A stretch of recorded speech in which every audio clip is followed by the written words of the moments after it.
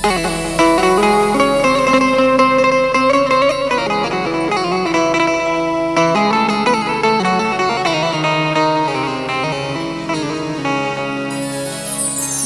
को श्री धाम अयोध्या जी से इतना प्रेम है कि भगवान कहते हैं यद्यपि सब बैकुंठ बखाना, यद्यपि निगम आगम वेद पुराण सब मिलकर के हमारे बैकुंठ की प्रशंसा करते हैं, लेकिन हमारे लिए अवधपुरी सम प्रिय नहीं, सो हमारे लिए अयोध्या के समान बैकुंठ भी नहीं प्रिय है। और भगवान को तो अयोध्या छोड़िए अयोध्यावासी इतने प्रिय है कि भगवान कहते हैं कि अति प्रिय मोहि यहाँ के वासी।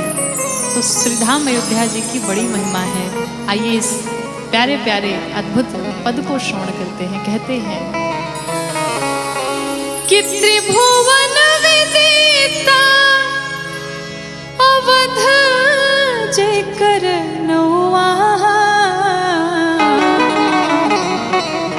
बड़ा नीक लागे,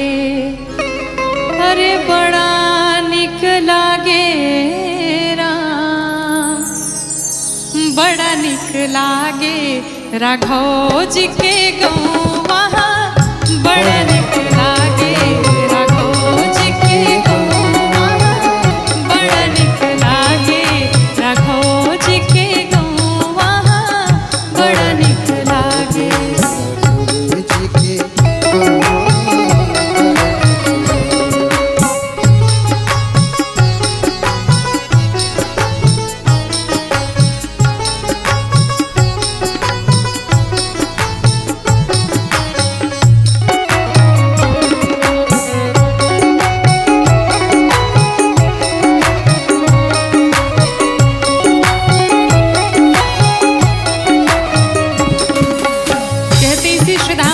जी की गलियों में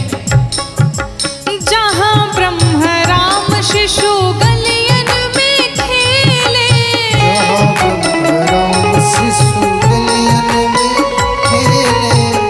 अंजुर में भरी भरी धूल सिर मेले,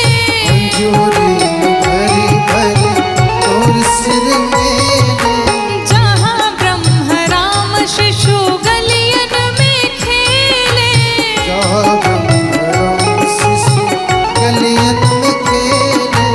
अंजुरी में भरी भरी धूल सिर मेले,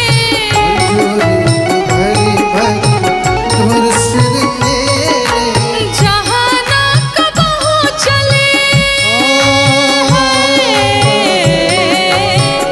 जहाँ ना कबहू चले कली ताप दौवा, बड़ा निक लागे राघव जी के गौवा, बड़ा निक लागे राघव जी के गौवा, बड़ा निक लागे राघव जी के गौवा, बड़ा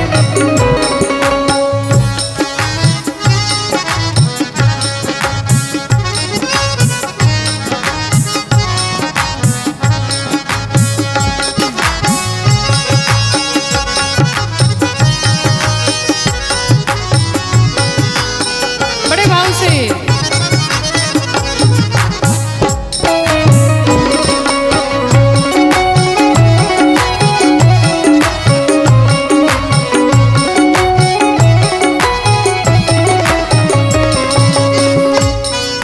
और कौन है?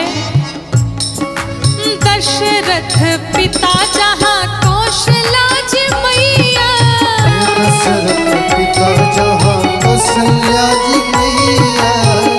भरत लखन रिपुहन भल भैया,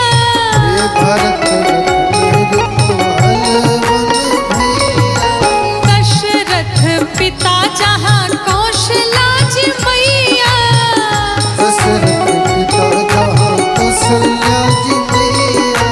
भरत लखन रिपुहन भल भैया,